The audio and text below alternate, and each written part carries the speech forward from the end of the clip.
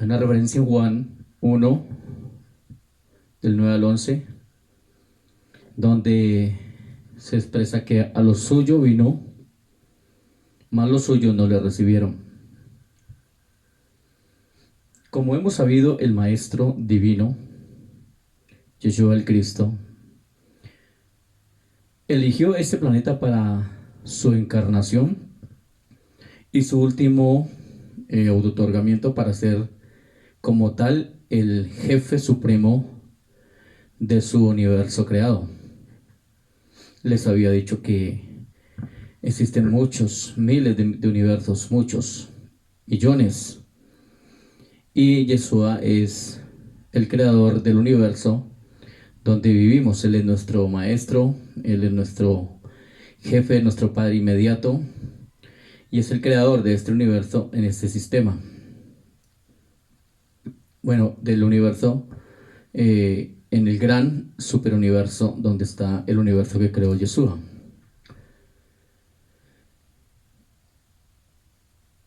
Y en ese planeta, él eligió su nacimiento en una de las tres familias elegidas, y pues esto ocurrió en Israel, en Belén de Judea, más exactamente.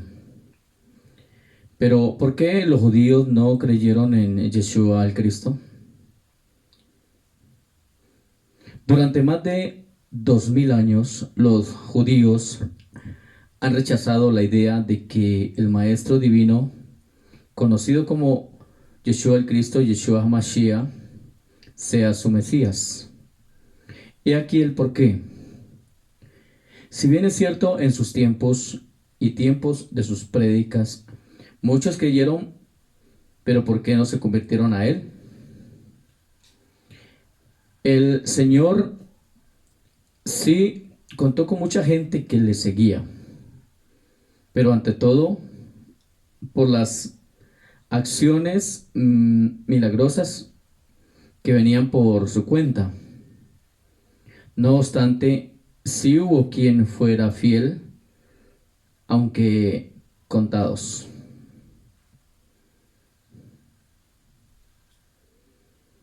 Como hemos sabido, pues el Maestro Divino eligió este planeta para su encarnación y su último otorgamiento para ser como tal el jefe supremo de su universo creado.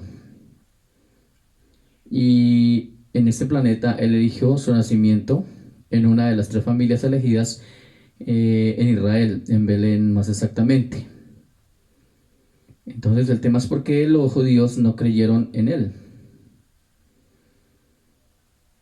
A la gente le gustaba la forma de enseñar, les agradaban sus parábolas y también quedaban maravillados por los milagros que se realizaban cuando él lo anhelaba.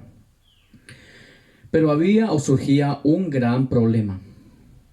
¿Por qué las autoridades religiosas de Jerusalén lo comenzaron a ver como un peligro para la estabilidad de sus jerarquías, ya que este era pues su negocio, y no consentían de que el maestro lo ridiculizaba y les desbarataba su montaje que tenían? Paradójicamente, en su pueblo, Nazaret, el Mesías no contaba con muchos seguidores. El pueblo estaba resentido con el maestro y deseaban que se marchara cuando visitaba a su aldea. Según testimonios conocedores del tema, un tal Ismael Saduceo repetía furioso: ¿por qué ese bastardo eligió Caná para su milagro y no Nazaret su pueblo?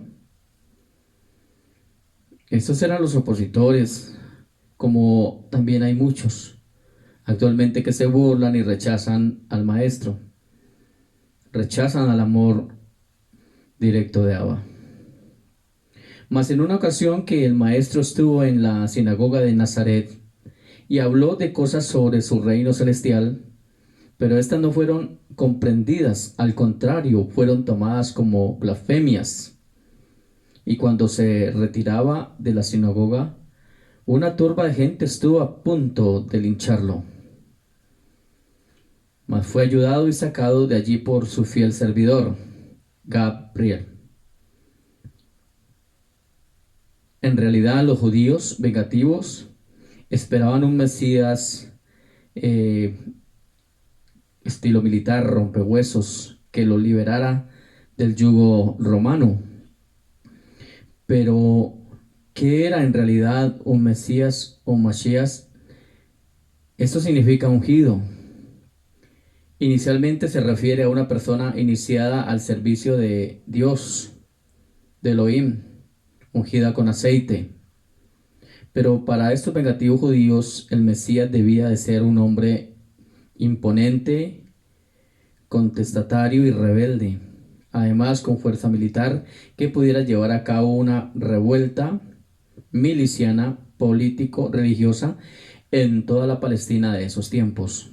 Y por supuesto el maestro no pensaba en nada de estas cosas que ellos querían.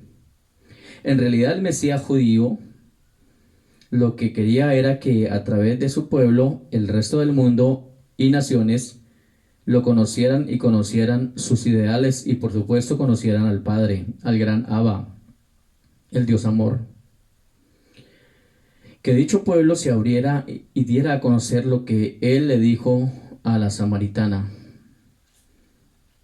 Allí en Juan 4, 21 al 24 está la referencia cuando habló con la mujer samaritana. Así que el anhelo del Mesías era ese, que los hombres y mujeres no necesitaran ya rendir cultos ni en templos de judíos, ni en casa de samaritanos, ni en templos samaritanos, templos gentiles, porque el Señor habita directamente en la mente de cada persona y es allí donde debemos adorarle y buscarle. Él no habita en templos hechos por manos humanas. Todo esto fue pues un negocio, un montaje pues para el negocio de todo el sistema romano babilónico. A esto él siempre se opuso. Así que se estaba refiriendo a esos cultos que realizan las organizaciones romanas cristianas babilónicas, bajo la dirección de sus líderes ciegos, conduciendo a ciegos. El maestro lo que nos vino a instruir es que cada uno debe buscar a Dios, a Abba, en espíritu y verdad. Pese a la valentía de pruebas que señalaban al maestro como hijo y enviado de Abba, las multitudes que lo vieron y escucharon no creyeron en él. Es triste decirlo, pero algunos de sus seguidores acabaron dándole la espalda. Lo abandonaron. ¿Qué les pasó? Pregúntese, ¿pudiera estar ocurriendo a la gente opositora en estos tiempos algo parecido? Creo que sí. Mas cuando se levantó Juan el Bautista predicando en el desierto, varios se acercaron a este porque lo vieron con temple y no disimulaba su odio hacia lo que ellos llamaban gentiles paganos romanos. O sea que muchos siguieron a Juan el Bautista porque era muy diferente la forma de predicar de Yeshua el Cristo. Juan el Bautista sí predicaba con temple y odio hacia los pueblos paganos romanos. El mensaje de Juan era muy diferente al que el maestro impartía. El mensaje del amor del Señor era amor, misericordia, y no importaba quién fuera, judíos, griegos, romanos, gentiles, etc. El mensaje del Señor Yeshua fue muy diferente al mensaje que impartió Yohanan o Juan el Bautista. Por eso es que no vemos en las filas del Señor, de nuestro amado Maestro Yeshua el Cristo, no hemos incorporado a Juan el Bautista. ¿Usted no se ha preguntado eso? ¿Por qué Juan el Bautista, si hubiese sido, como dicen, el que abrió el camino al Señor, por qué nunca fue su discípulo inmediato y por qué no andaba con él? Ya que de haber sido así, Juan el Bautista debería ser el primero de sus seguidores más fieles. Y es más, cuando encarcelaron a Juan, Yeshua no lo visitó, aunque no, por eso no quiere decir que no lo amaba. De hecho, era el primo inmediato. Pero, de todas formas, el propósito tenía que cumplirse. Juan el Bautista era un hombre aparte. Sus ideales eran muy diferentes a los del maestro. De hecho, Juan se creía el Mesías. El tema es largo y acerca de los problemas mentales que se pudieran hablar también que tenía Juan el Bautista, pero ese sería tema de otro video, de otra enseñanza.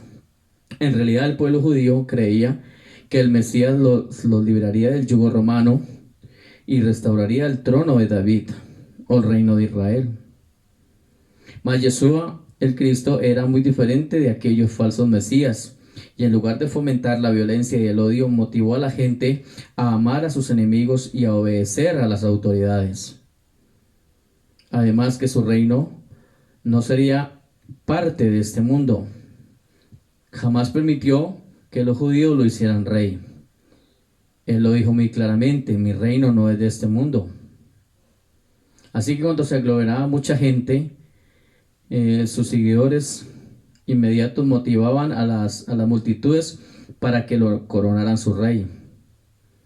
Juan 12, 12 al 13. Pero él se les escapaba y les decía que el Mesías había de ser sufrido y aún morir y ser resucitado. Pero no consentía que el maestro dijera eso, y por esa causa fue reprendido por Yeshua. Ellos lo veían como el rey libertador y ya se soñaban derrotando a los romanos y nadando en oro. Ellos mismos se colocaban cargos, decían: yo seré general, otro decía: yo seré jefe de los ejércitos, etc. Ellos soñaban con ese momento que nunca les llegó por sus codicias y sus formas vengativas.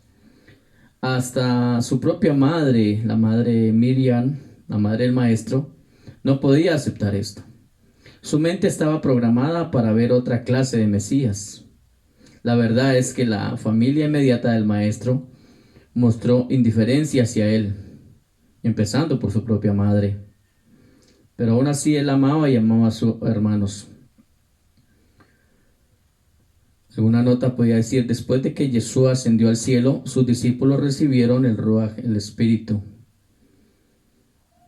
Y fue entonces cuando entendieron que el Mesías reinaría, pero desde su trono celestial, no sobre el trono de David, como se imaginaban.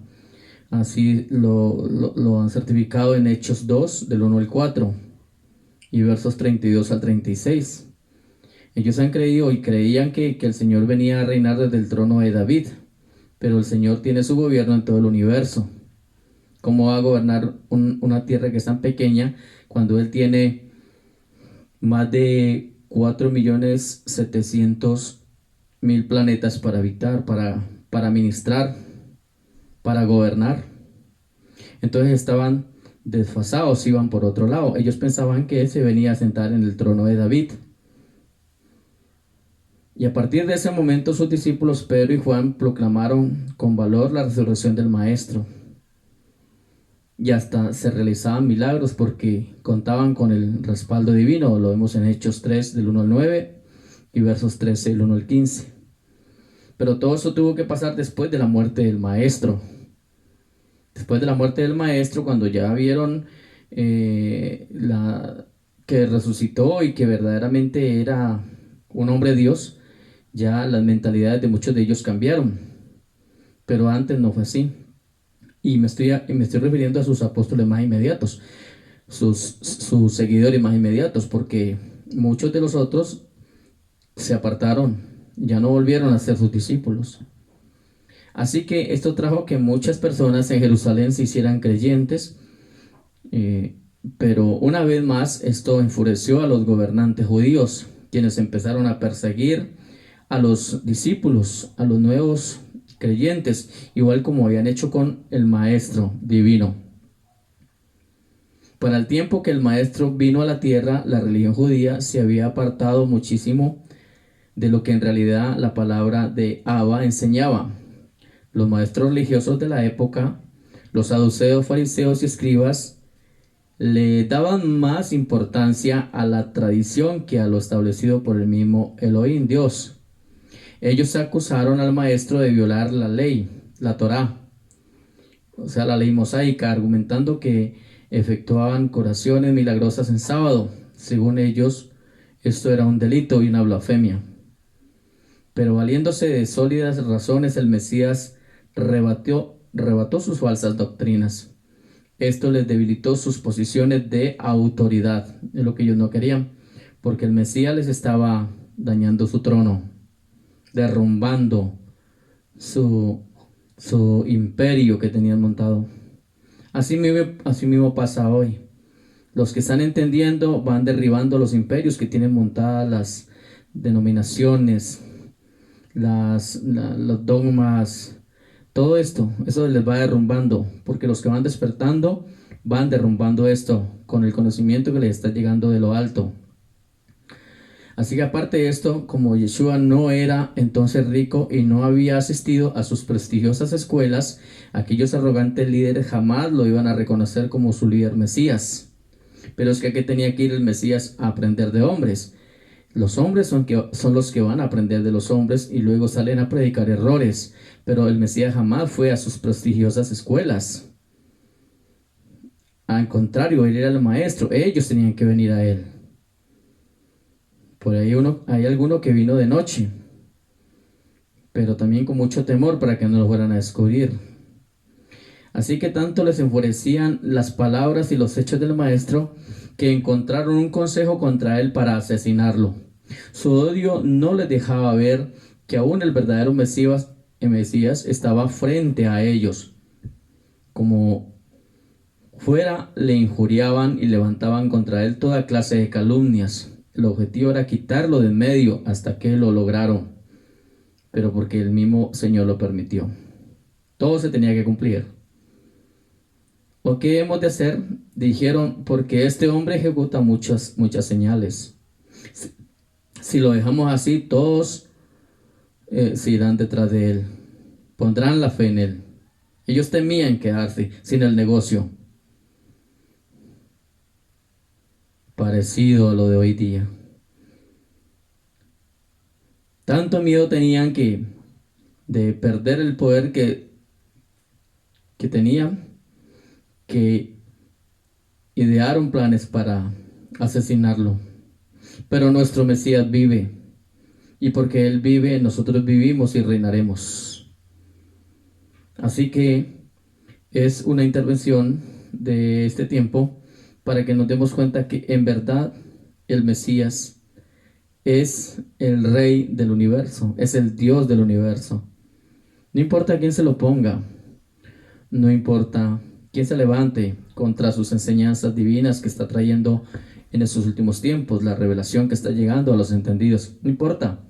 No importa si nos rechazan, no importa si se burlan, no importa si nos menosprecian. Nosotros vamos. Yo voy al lado del Maestro. No importa quién se oponga, no importa quién se burle. Los que hemos decidido seguir al Maestro, avanzamos y perseveramos hasta el fin. Y hemos empezado esta nueva etapa con el gran Dios del universo. Muchas bendiciones y que el Eterno siempre les multiplique en grande, en grande, en grande. Bendiciones en todas las áreas. Mucha paz.